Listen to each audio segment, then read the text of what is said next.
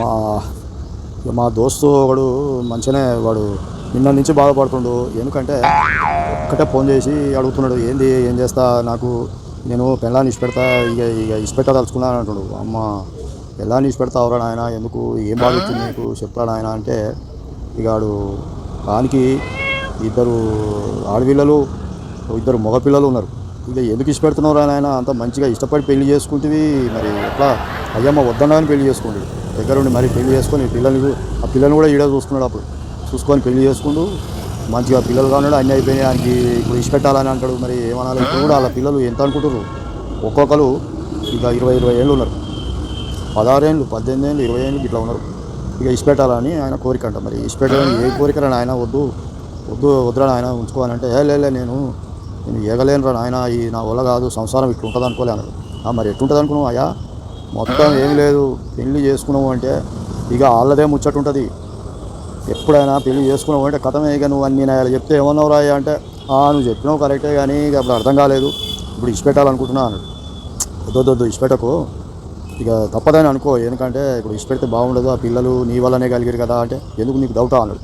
అట్ట కాదురా నాయన, నీ వల్లనే కలిగిరు కదా అంటే, నీదే కదా పాపము, నువ్వు పెళ్లి చేసుకోకపోతే ఆ పిల్లలు ఈ భూమి మీద ఉండకపోదురు, మరి అలా బాధ్యత తీర్చాలి కదా స్వామి నువ్వు అని. ఇక బాధ్యత అంటే ఇక అన్నీ ఇక పిట్టలు గూళ్ళు కట్టుకొని, ఆ పిట్టలు రెక్కలు వచ్చినాక ఎవరికి తిండి అది తింటలేవా, గట్టిన కూడా తింటారు అని అంటాడు. అమ్మో, నీకు మంచిగానే ఎవడో జ్ఞానోదయం చేసాడు, కానీ ఇష్టపెట్టవద్దు.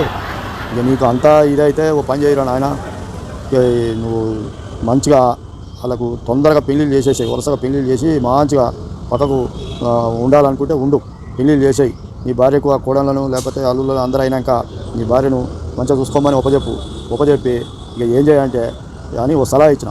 ఏం చెప్పని ఆత్రంగా చెప్పేది ఏం లేదు, మంచిగా ఒక దుకాణంలో పోయి ఇక కాషాయ వస్త్రాలు ఉంటాయి అమ్ముతారు, అవి కొడుకో, చెవులకు బొట్లు పెట్టుకో, ఈ ముఖానికి ఎప్పుడు పెట్టు, పేదగా పెట్టు, చిరుతలు చేత పట్టుకో, మంచిగా ఇక తెలంగాణ అయితేనేమో యాదగిరిగుట్టలో కూర్చో, ఇక ఆంధ్ర అయితేనేమో వెంకటేశ్వర స్వామి గుట్ట మీద కూర్చో, మెట్ల మీద. ఈ 2 అక్కర్లు లేవు అని అంటే, మరి నీ ఇష్టం, ఆలోచించుకోవాలన్నా.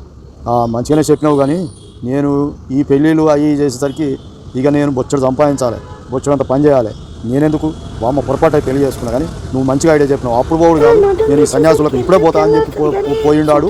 ఇక స్విచ్ ఆఫ్ చేసిండు, అసలు లేనేలేదు. ఇక పోయినా నేను పోతా అన్నాడు. పోతా అంటే అప్పుడు ఏమన్నాడు, ఈ యాదగిరిగుట్ట కాదు, ఇది కాదట, హిమాలయాలో పోతా అన్నాడు. నేను నాకు తెలిసి అటే పోయి ఉంటాడు. నేను ఈ అమ్మ అనవసరంగా సలహా ఇచ్చినాను అనుకున్నాను. నేను అమ్మ, ఒక్కొక్కటి ఇట్లా ఉన్నాడు నాయన, ఈ నడమ భయపడేటోడు పెళ్ళిళ్ళు ఎందుకు చేసుకుంటారో అర్థమవుతుంది అమ్మా.